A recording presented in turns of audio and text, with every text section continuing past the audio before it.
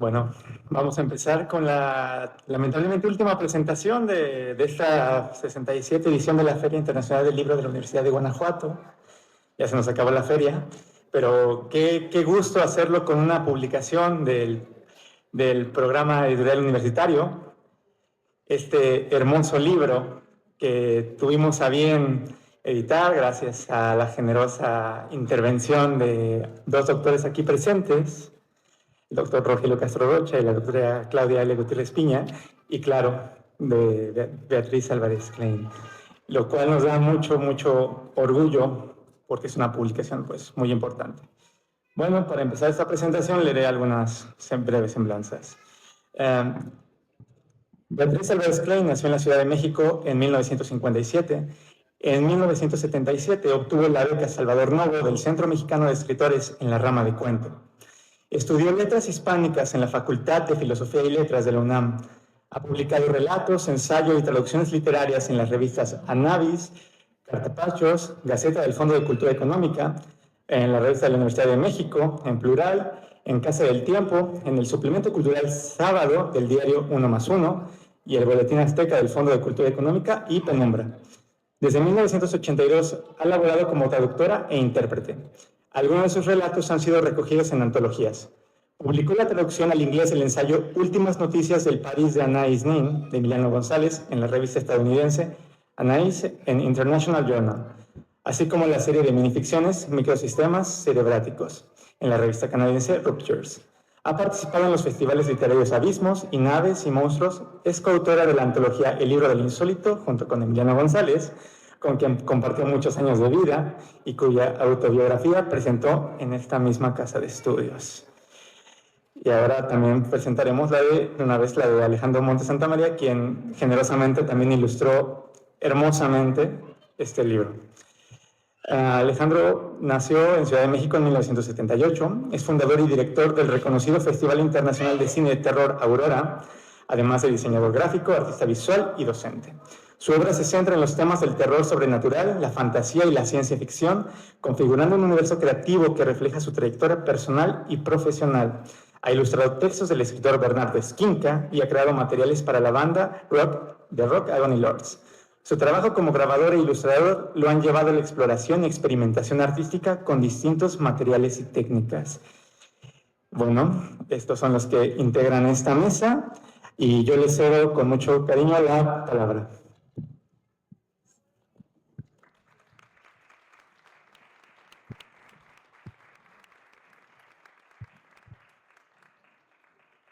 Muchas gracias y muy buenas tardes. Quiero agradecer a la Universidad de Guanajuato y a la Universidad Autónoma Metropolitana la publicación de este libro, así como el haberme encomendado la no poco intimidante tarea de presentarlo en esta 67ª Feria Internacional del Libro de la Universidad de Guanajuato y en este 50º aniversario de la UNAM, de la UAM, de la Universidad Metropolitana. Gracias también por haberme traído a esta bellísima ciudad y por hacerme parte de este evento tan especial. Asimismo, agradezco la presencia del creador de las magníficas ilustraciones de esta edición, Alejandro Montes Santamaría. Muchas gracias también al editor, Jonathan Mirus, a Elba Sánchez Rolón y a Rosa Marta Pontón. Muchas gracias.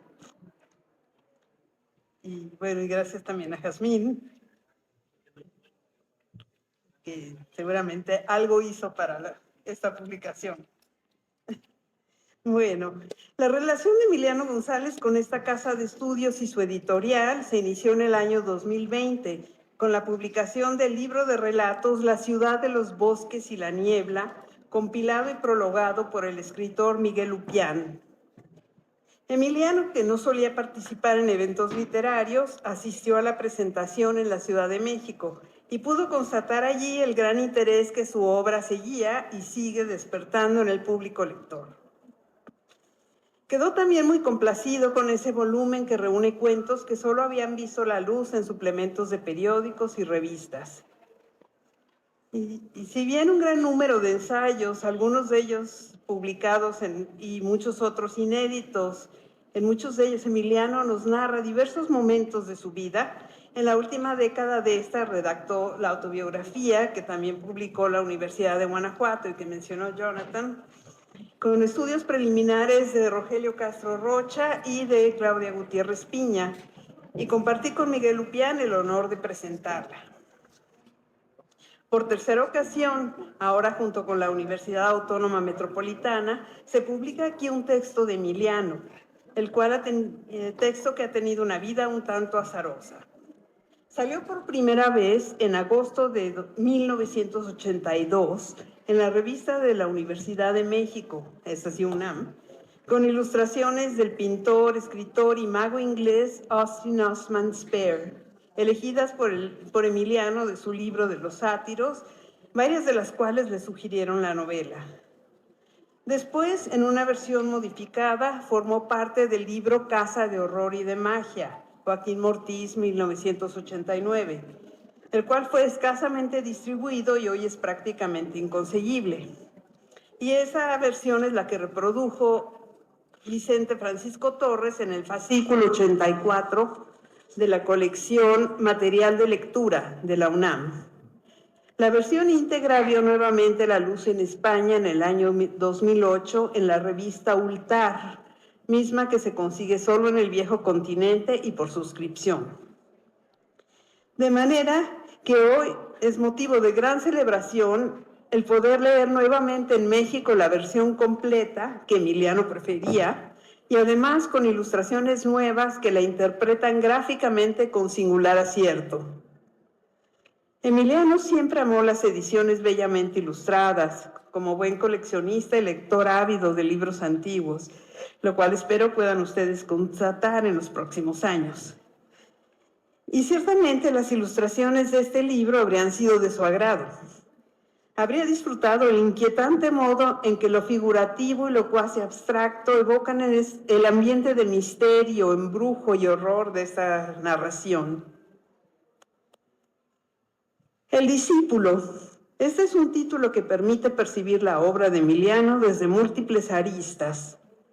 Nos muestra aquí la historia de su espíritu como lector y creador, como quería Paul Valéry, pero es impensable que esto pudiera ocurrir, como también quería Valéry, sin mencionar a un solo escritor, porque algo que siempre caracterizó a Emiliano fue el profundo reconocimiento que dio siempre a sus maestros.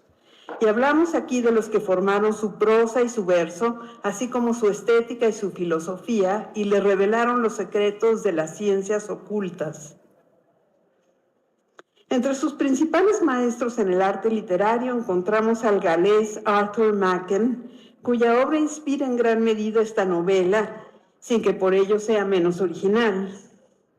En su ensayo El sueño de Coleridge, Jorge Luis Borges, otro de los maestros de Emiliano, plantea, refiriéndose al palacio de Kublai Khan, que, cito, un objeto eterno está ingresando paulatinamente en el mundo, a través de distintas artes, la arquitectura, la poesía y quizá en un futuro la escultura o la música.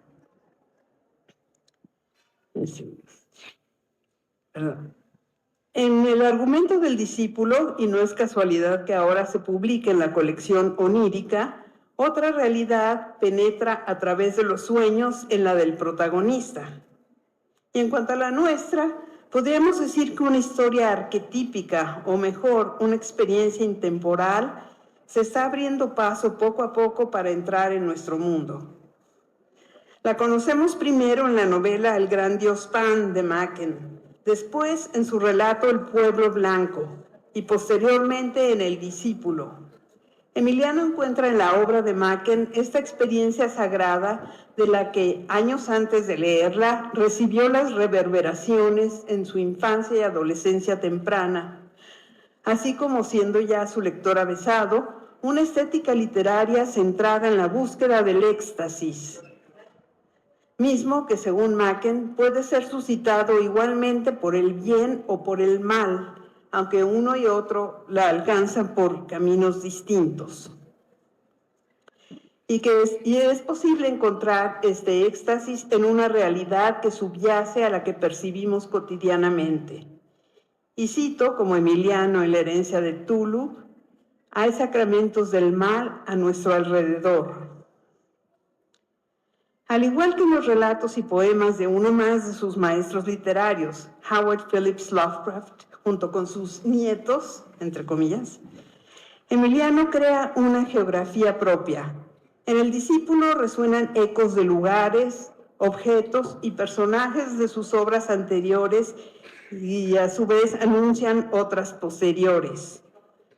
Un ejemplo sería que uno de los relatos que integran El sátiro de Aurelio Summers, que figura en esta novela, será desarrollado después por Emiliano e incluido con el discípulo en Casa de Horror y de Magia. De Borges toma Emiliano la fusión de géneros, la narrativa que es ensayo, que es narrativa, y la mezcla de obras y autores reales y ficticios, dejándonos la tarea de investigar cuál es cuál y qué hay de real en estas ficciones, porque ninguna de ellas es gratuita. De esta mezcla que se sirve Emiliano para incorporar en este relato sus reflexiones sobre el decadentismo de fines del siglo XIX, cito, movimiento aparentemente literario que en realidad fue esotérico, su manifestación en América Latina, es decir, el modernismo, y sus expresiones colindantes con las vanguardias de las primeras décadas del siglo XX. Un ejemplo del modernismo que comenta Emiliano en esta obra es la del Leopoldo Lugones de las Montañas del Oro. Pensamos sobre todo en la vendimia de sangre, cito, donde anudan sus cópulas los lobos, y en el poema Metempsícosis. El libro también hace eco del surrealismo de Antonin Artaud, para quien la literatura y vida son inseparables y que profesa el anacronismo como un desafío a estos tiempos. Lo mismo que Artaud y que Baudelaire, quien exclamaba, cualquier parte con tal que sea fuera de este mundo, Emiliano asume plenamente su anacronismo, cualquier tiempo con tal que sea fuera de este, cultivando corrientes literarias del pasado que supieron ver el futuro y mirando hacia un porvenir de raíces ancestrales. Así, en agosto de 1982, inicia su novela hablando en pretérito del mes de marzo de 1984. Y quisiera leer un fragmentito. Aquí el inicio, dice El sátiro. En marzo de 1984 empecé a compilar una antología del cuento de miedo en español. Mi propósito era reunir en severo orden cronológico las piezas más raras y desconocidas y con ese objeto exploré todas las librerías anticuarias de la ciudad. Los resultados fueron sorprendentes, aunque la mayoría de los libros contenían una magnífica narración y 20 malas. No fue, sin embargo, en las librerías de México donde hallé el libro en que pude leer por primera vez algo de Aurelio Summers. Y ahorita hablaremos más de Aurelio Summers. En cuanto a la inseparabilidad entre literatura y vida, cabe señalar en El discípulo varios elementos autobiográficos. Un ejemplo es que el narrador de la novela explora las librerías en busca de relatos de miedo en español para preparar una antología, y al hacerlo descubre al prácticamente desconocido Aurelio Summers. Y como él, Emiliano compiló una antología de cuentos de horror escritos en nuestro idioma y la publicó en su adolescencia, 10 años antes que El discípulo, bajo el título Miedo en castellano. Y así como hay paralelismos entre Emiliano y el narrador de la novela, los hay también entre este y Summers.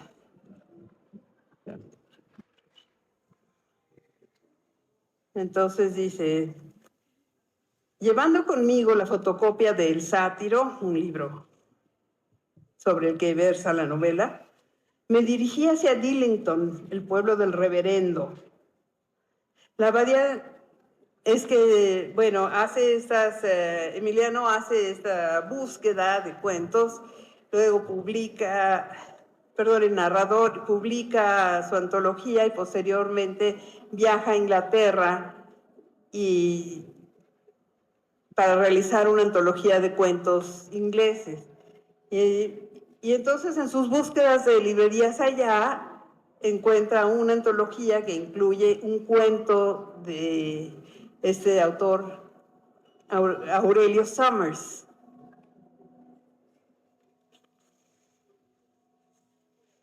Y entonces habla de sus estudios sobre ese autor y a qué lo lleva el buscar la obra de Aurelio Summers. Y entonces resulta que hay un reverendo que lo invita a conocer un manuscrito que él tiene y que resulta ser obra del propio Summers. Entonces dice, llevando conmigo la fotocopia del sátiro, me dirigí hacia Dillington, el pueblo del reverendo. La abadía de Westcott se hallaba en las afueras, junto a un arroyo cristalino y frente a los restos de un puente por el que muchos siglos atrás habían pasado legionarios romanos.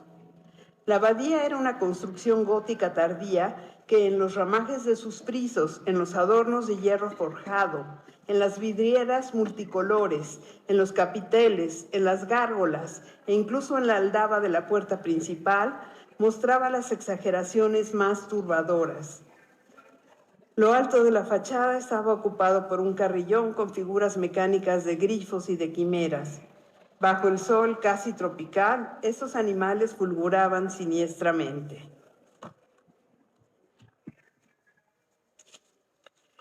Autobiográficos son asimismo el nombre de pila de Summers, que era el del abuelo materno de Emiliano, y una estancia en Londres donde las correrías de bibliófilo de Emiliano lo llevaron a encontrar un ejemplar de la breve historia del modernismo de Max Enríquez Ureña, que en muchos sentidos fue para Emiliano una gran revelación. Entre muchas otras cosas, este escritor, poeta y estudioso dominicano rescató algunos versos notabilísimos del casi desconocido argentino Carlos Alfredo Becú. Suerte de letanías personales, cuajadas de gemas arquitectónicas y pedrerías, de las que el ser humano se halla estremecedoramente ausente. Los ecos son un motivo que se repite en la forma como el fondo en los poemas de Becú, creando sonoridades ultraterrenas. Uno de ellos concluye hablando de ecos de luces que se reflejan al infinito. El discípulo es también un juego de ecos y de reflejos, un juego de espejos. Y esto lo subrayan las ilustraciones de Alejandro Montes Santamaría al espejearse en positivo y negativo. Bien, entonces, pues yo quisiera compartir algunos de estos poemas que Emiliano cita en la novela para que se den una idea. En la soñolienta penumbra de la basílica, los ecos muy suavemente se han marchitado y como pájaros aletargados con las alas yertas, volaron muy lentamente hacia los rincones de la adusta basílica y se han dormido como flores muertas, como flores yertas sobre los arquitraves y sobre las cornisas y las frisas.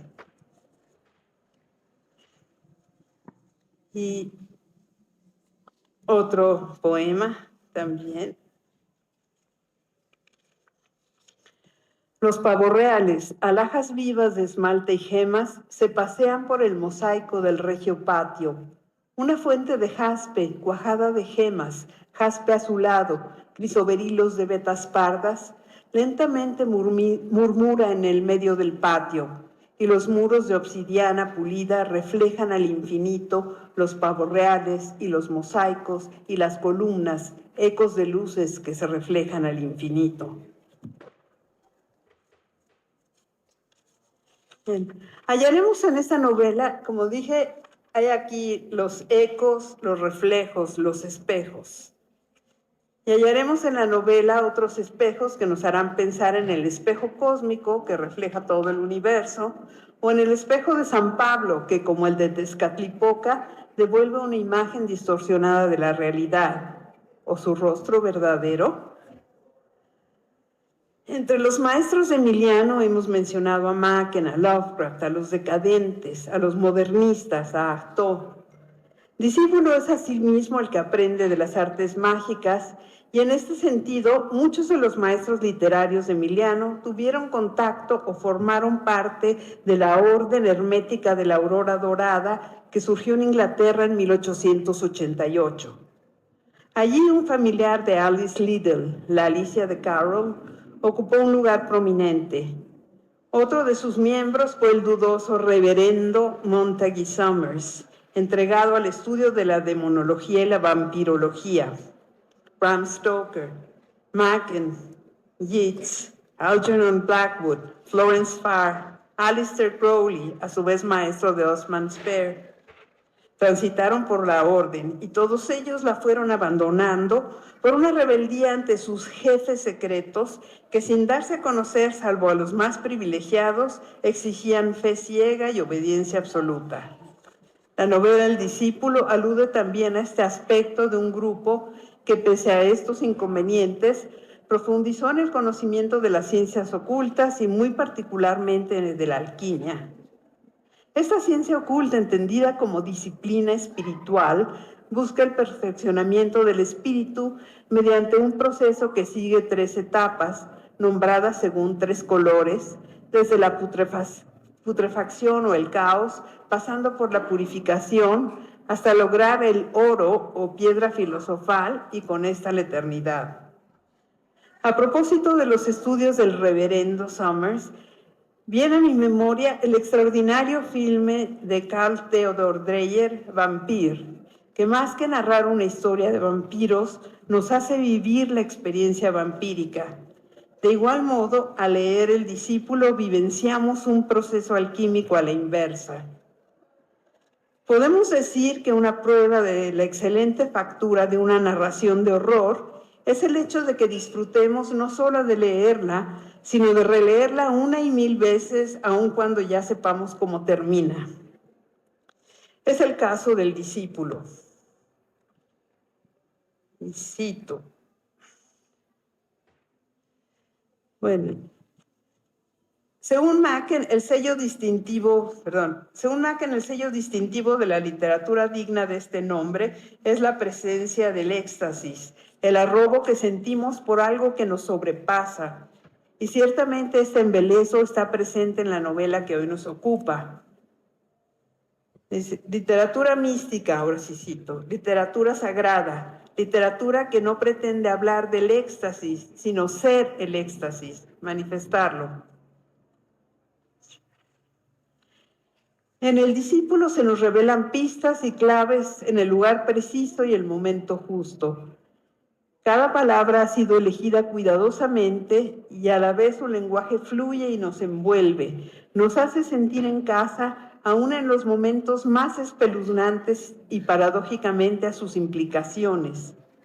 Por eso, no sería de extrañar que su lectura suscite en nuestra mente una sensación similar al estallido continuo de miles de minúsculas esferas o burbujas, una infinidad de pequeños orgasmos. Quienes la lean sabrán por qué. Muchas gracias.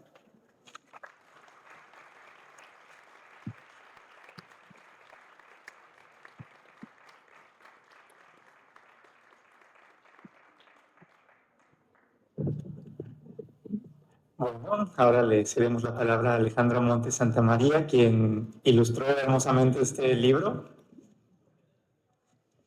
Tal vez hermosamente no sea la palabra. Bueno, depende de la estética. Pero bueno, digámoslo así. Pues bueno, primero, pues muchas gracias, Jonathan, que no nos habíamos conocido físicamente, y a Beatriz por, pues ahora sí que autorizar que un desconocido le metiera imágenes a los textos de Emiliano. Gran parte de las imágenes van a ver que uno de los elementos que se repiten mucho son las esferas. Ya cuando compren el libro y se empapen del texto, yo creo que a lo mejor les va a pasar como a mí, que tuve que leerlo un montón de veces para realmente poder desmenuzar estas como capas de cebolla. Y bueno, en muchos momentos, estas esferas que en el texto son constantes, se me figuran también como creo que se llaman badajos, los de las campanas, ¿sí, verdad? Que vibras de cierta forma, y creo más en las causalidades que en las casualidades. Y creo que estas esferas es como si estuviéramos conectados algunos de los que hemos leído Emiliano de alguna forma. La primera vez que yo conocí los textos de Emiliano no sabía que existía el autor, y fue Miguel, que me regaló Los sueños de la Bella Durmiente, y dije, ¿qué onda con esto? O sea, esto es mexicano, porque me daba la sensación de que era un autor europeo traducido, ¿no? Y era como el rollo malinchista, así. Algo pasaba, ¿no? Porque había leído yo y estas mismas esferas se conectaban. Ya había leído a Machen, ya había leído creo que todos hemos leído a Poe, y si hay alguien aquí que no ha leído a Poe, es un must.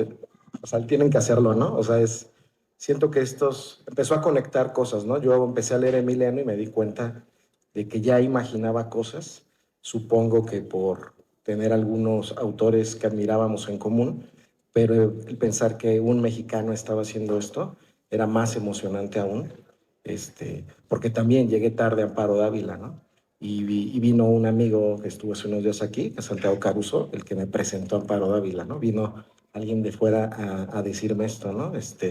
Por estar bien clavado leyendo a Machen, a Lovecraft, a Brian Lumley, todo viendo siempre como para afuera, ¿no? Entonces había una cierta vergüenza para mí, y bueno, me gusta pensar en estas esferas, ¿no? Que de alguna forma Machen, Emiliano y ahora yo estamos conectados de alguna manera, y lo mío fue realmente hacer como un homenaje, ¿no? Intentar tomar el texto y las imágenes, pues bueno, más o menos cuando mi amiga Elba me propone esta idea, pues imagínense, ¿no? Que les dicen que vas a ilustrar a uno de tus ídolos y que a veces sientes que es como bueno, un ídolo más que un alma gemela, porque ha plasmado con letras lo que tú has soñado con imágenes. Entonces, primero, pues me dio nervio, porque además creo que ya estaba yo operado del hombro. No, sí, ¿verdad? Ya estaba operado del hombro, entonces no podía, y estaba operado del brazo derecho, estaba inutilizado del brazo con el que dibujo. Entonces, más allá de la cuestión anímica, era la preocupación de hacer algo mal primero para Emiliano y después para una amiga que había confiado en que yo podía hacer algo digno de este texto, ¿no? Más allá de las cuestiones técnicas, de que de origen habíamos pensado que fuera solo en blanco y negro, para dar esta sensación de grabado antiguo, de documento olvidado, por eso van a haber muchas humedades. En mi cabeza la esperanza es que alguien dentro de unos 200 años, 100 años, encuentre este libro y no sepa ni quién fue Emiliano González, ni sepa quién fue Alejandro Montes. A lo mejor la universidad sigue por ahí, pero que encuentre este texto olvidado, medio mojado, y que diga, esto se humedeció y las tintas se corrieron por la humedad, porque es vetusto, o que es un texto olvidado, ¿no? Me empecé a imaginar eso. Entonces, la mayoría de las manchas que ven, y puse unos pequeños timelapse aquí atrás de cómo fueron los procesos de ilustración. Por ejemplo, en esta que está ahorita casi pareciera que no se mueve, pero es porque muchas de las piedritas que se están dibujando, pues las dibujé de manera extra de forma digital, ¿no? Esta es la ilustración original, pero me di cuenta que con el brazo cucho me iba a empezar a tardar más de lo normal.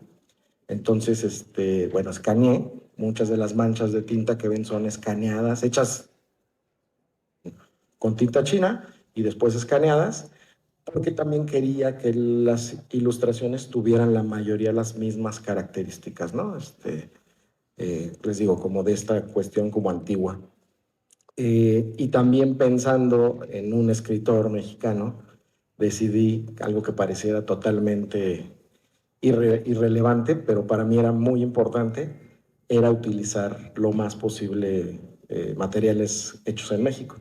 Entonces, dentro de la publicación se van a dar cuenta que todos los papeles parecen que están cortados mal, pero no es que estén cortados mal, es un papel hecho en Veracruz, en la Ceiba Gráfica. Es un papel hecho de una planta que se llama coso, lo muelen con toallas para que tenga muy buena resistencia. Y bueno, el creador de este papel se llama Per Anderson, uno de los mejores dibujantes que he conocido en mi vida. Crea estos papeles, entonces cada uno de los papeles, digamos que son, no nada más las tintas serían originales, sino también el papel es único porque los accidentes no se repiten. Entonces la mayoría de las ilustraciones que ven los accidentes y las orillas del papel, así es el papel como existe. Y algunas de manera física son 5 ilustraciones, las otras 3 sí fueron hechas 100% en digital, pero recurriendo, les digo, a toda esta parte como técnica, ¿no? Eso es referente como a esa parte que me obsesiona un poco porque soy grabador y me gusta mucho el diseño editorial. Yo no podría dibujar nada si no leyera, entonces básicamente dibujo lo que leo, eso es lo que activa lo que trazo.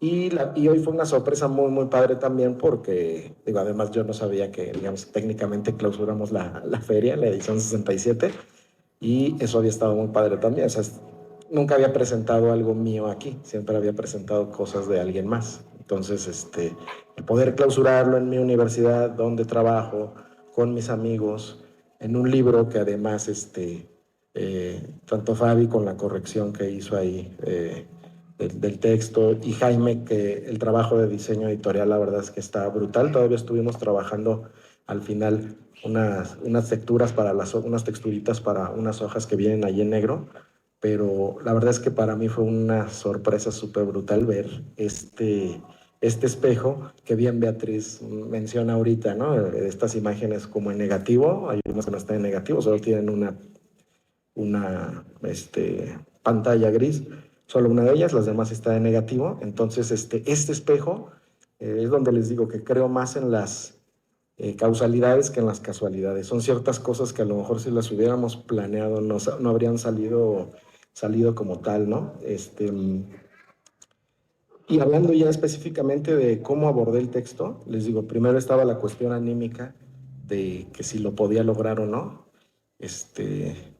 pero tampoco podía decir no podías dejar, o sea, nadie en su sano juicio dice no cuando te invitan a ilustrar a Emiliano González.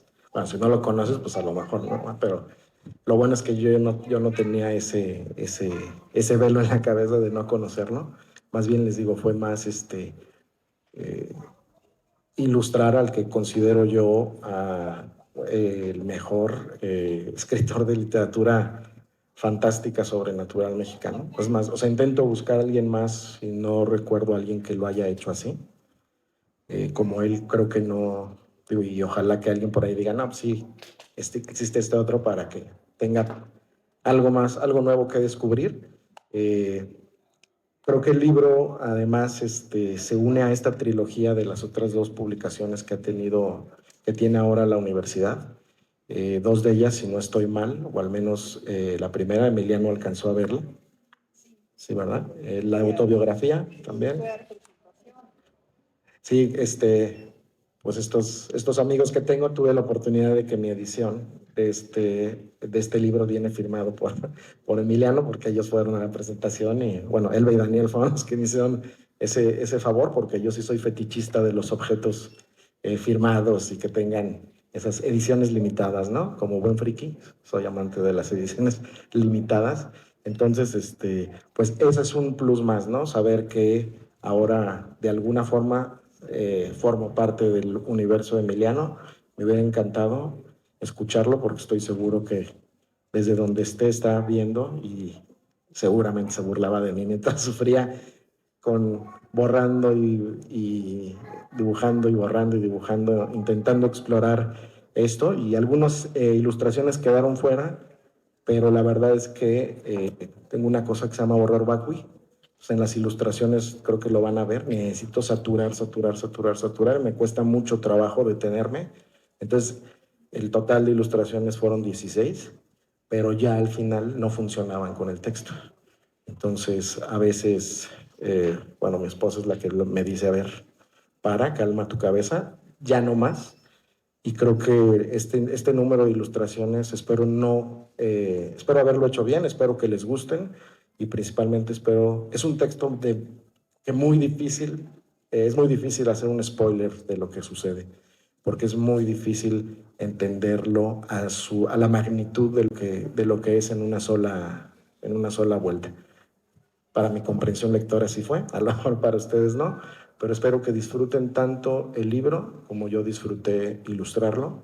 Y de nuevo, muchas gracias, Beatriz, por permitirme y por permitirnos darle imagen a este universo de Emiliano, y ojalá que no sea también que no sea la última vez que me enfrento a este reto.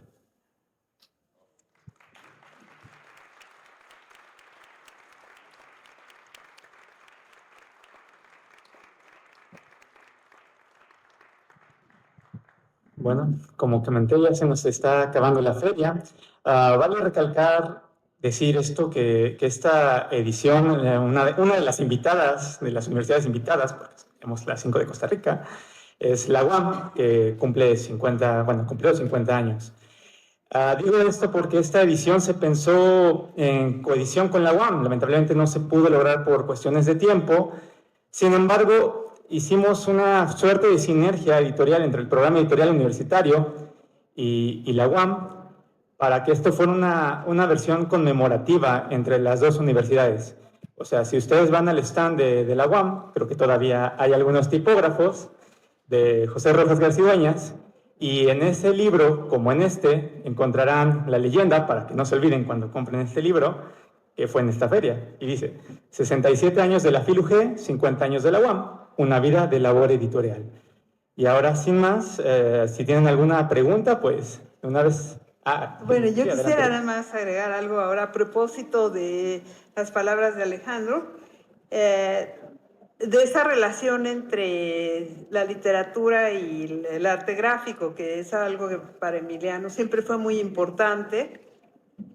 Y entonces, pues yo no quise justamente hacer spoilers del argumento de la novela, porque dije, bueno, pues el chiste es buscarla y leerla y enterarse, ¿no? Pero, digamos, ya en cuanto al argumento, como les decía, este reverendo le muestra al narrador un manuscrito, se lo presta, que viene con tinta de 3 colores, por eso mencionaba yo lo de la alquimia y los 3 colores. Y entonces, digamos, el momento que dispara toda la acción de esa novela, podría decir que, y que es el inicio del manuscrito, es como sigue, dice. Un dibujo a lápiz y crayón de Frederick Sandys, Proud Maisie, me ha dejado temblando de deseo en una galería blanca de sol del Victoria and Albert. Una jovencita rubia de 13 o 14 años, cuya mirada es triste y cruel a la vez. Los rizos le caen alrededor de los hombros, acariciándola voluptuosamente. Sandys nos deja ver la oreja y parte del cuello de una suavidad estremecedora.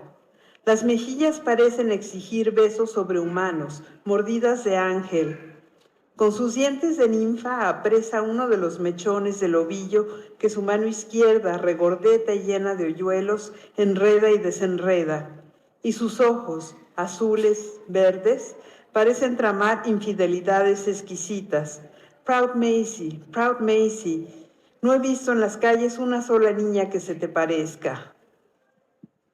Y más adelante, y bueno, este manuscrito comienza en forma de diario, más bien está hecho en forma de diario, y más adelante encontramos: saludo, dioses, en el Café Royal, mientras bebía mi adorado ajenjo, he hallado a la mujer. Es la Maisie de Frederick Sandys, la misma orgullosa Maisie de mis sueños.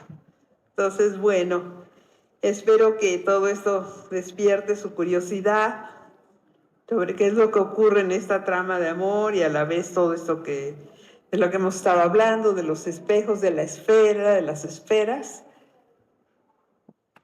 de los reflejos, de las ciencias ocultas. Y esa ha sido la intención de esto. Gracias.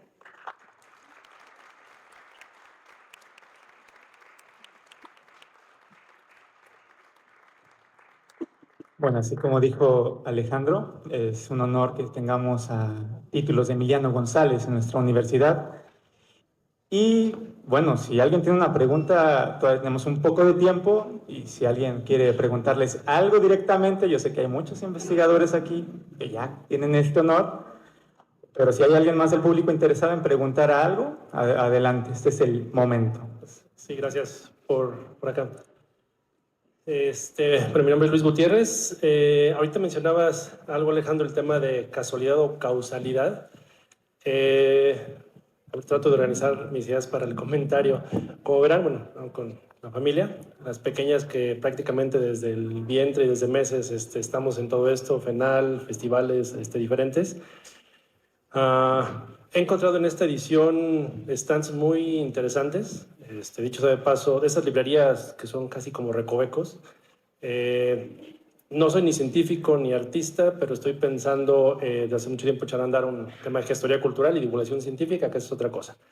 A lo que voy es el tema de horror, el tema de las sensaciones, las emociones que no son placenteras o que no son bellas, como hace poquito lo mencionabas.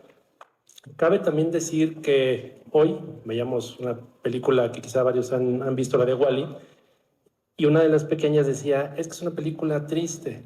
O sea, no quiero ver películas que me hacen esa sensación, obviamente están muy chiquitas. El placer de ver algo así ya los mayores nos lo da, pero también cabría en su opinión que sea, no sé si la palabra sea didáctico, o que nos lleva a poder entender la crudeza de las emociones, las malas reacciones del ser humano,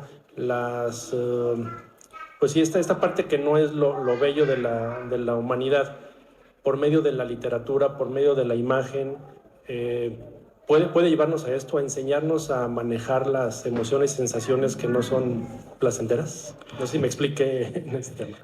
Sí, fue más bien un chiste que decía que no eran bellas, digo, yo no puedo decir si son bellas o no, yo creo que, no sé, vemos grabados de Bruegel, vemos pinturas del Bosco, el infierno, Claro. Y siguen siendo bellas a pesar de su atrocidad, y podríamos mencionar infinidad no nada más de cuestiones de imagen, sino textos, ¿no? Digo, al menos yo de niño no tuve límite para leer lo que se me ponía en la mano. En la casa me dejaban leer lo que fuera y lo que estaba ahí, o sea, desde revistas amarillistas hasta clásicos ahí de la literatura que había en la casa. Entonces, a lo mejor esas revistas no las tendría que haber leído, pero sí creo que, bueno, al menos para mí los libros me salvaron y me siguen salvando de un montón de cosas. Y sí me ayudan a entender el mundo, su atrocidad, y muchas veces casi siempre soportarlo, aunque no pueda yo resolverlo, ¿no? Entonces sí creo que si bien sí hay que tener cierto filtro para saber qué cosas se deben de leer, pero yo creo que la forma de entender el mundo y de soportarlo sí es el arte. Y ellas ya decidirán qué es lo que les estimula, ¿no? Pero bueno, la tristeza es parte natural de la vida y es necesaria para entenderla, ¿no? Si estuviéramos siempre felices, imagínate. Justo, gracias. Qué bueno que lo escuchamos de ti. Gracias.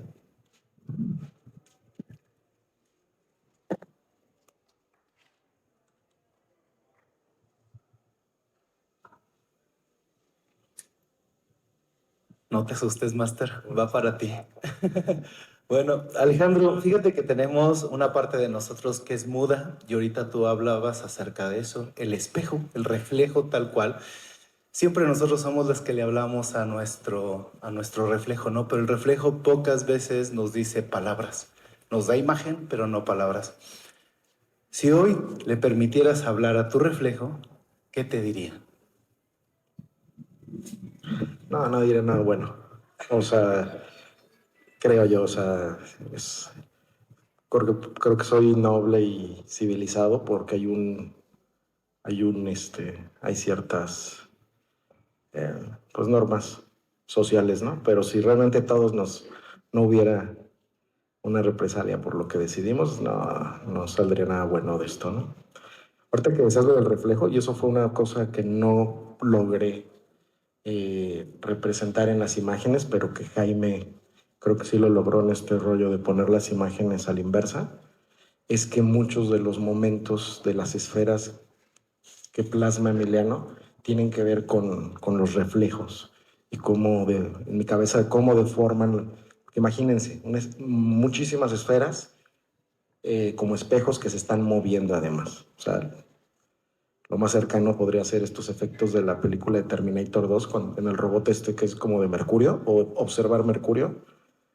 Entonces es una imagen de locura, ¿no? Está reflejando lo que está a su alrededor, pero lo está deformando. Lo está reflejando de la misma forma, pero al ser una esfera en movimiento, surgiendo y cambiando de tamaños y de geometrías, o sea, es una locura intentar imaginarlo. Entonces plasmarlo, no sé, creo que solo de forma digital, ¿no? Pero bueno, y ni así. En cada cabeza creo que ahorita que medio describí lo que sucede ahí, se le formó una imagen distinta y eso es lo bonito de este texto, que cada mes, que es un texto tan onírico, creo que sería una palabra que, como lo definiría yo, que va a depender del archivo de cada uno de ustedes tengan en su cabeza, de las imágenes, porque Emiliano dejó muchos, como se me figura, como estas palabras, estos enunciados que uno tiene que completar con palabras,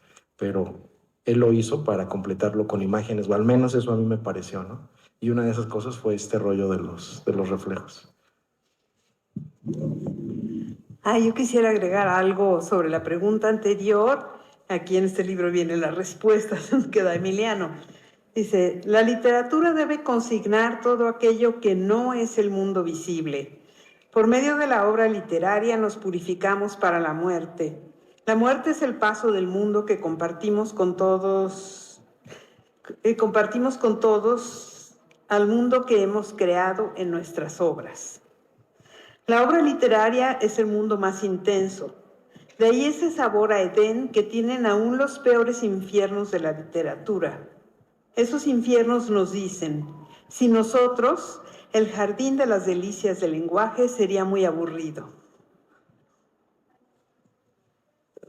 Sí, buenas tardes para Beatriz.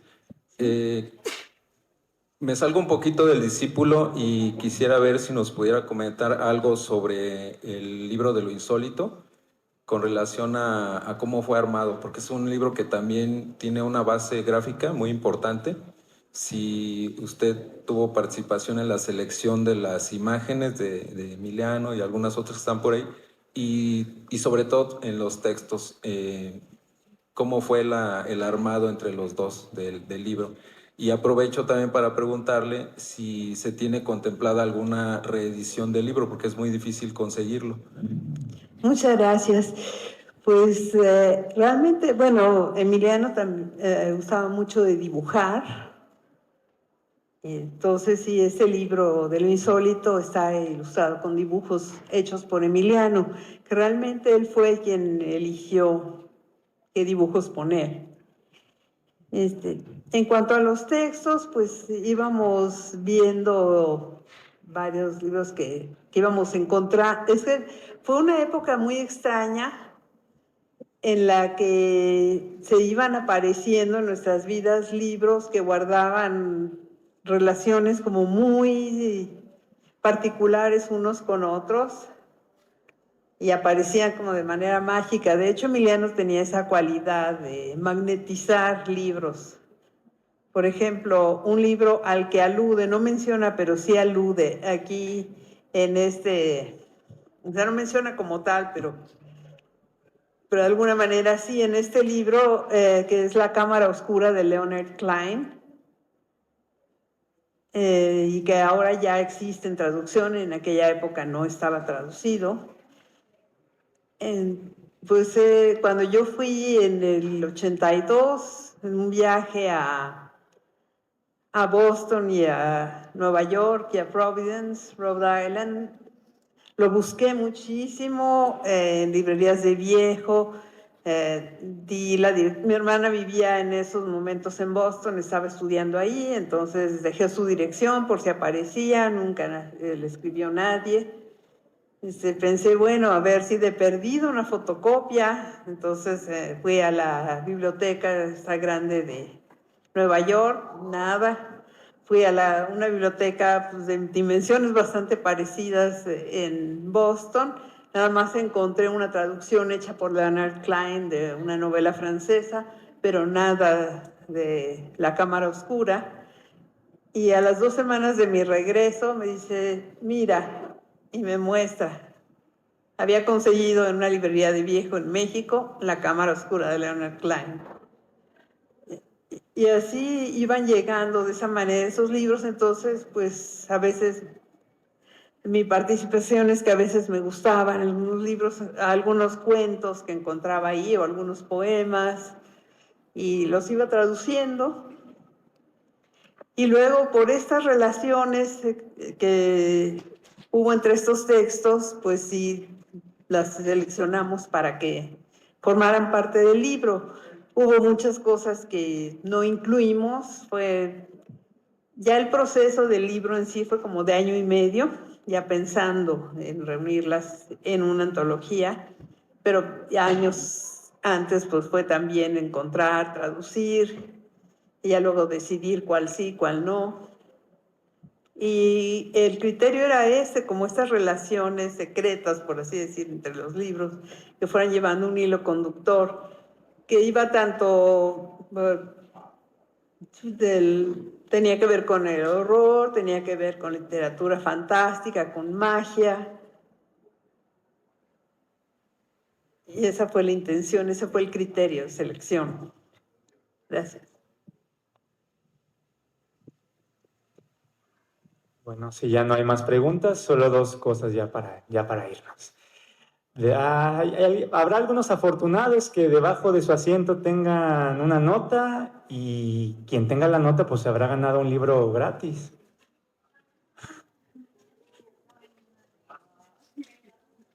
Ah, mira, ya salió una, ya salió 2, mira, 3. Ah, no, esa no cuenta. Ok. Y, muy bien, ya pueden ir a pasar a cajas a cobrar su premio. Y la segunda y última cosa es que hoy el libro está en 200 pesos e incluye la playera oficial con las ilustraciones del señor Alejandro Montes Santa María. Y muchas gracias por hacer la feria. Nos vemos en la siguiente edición.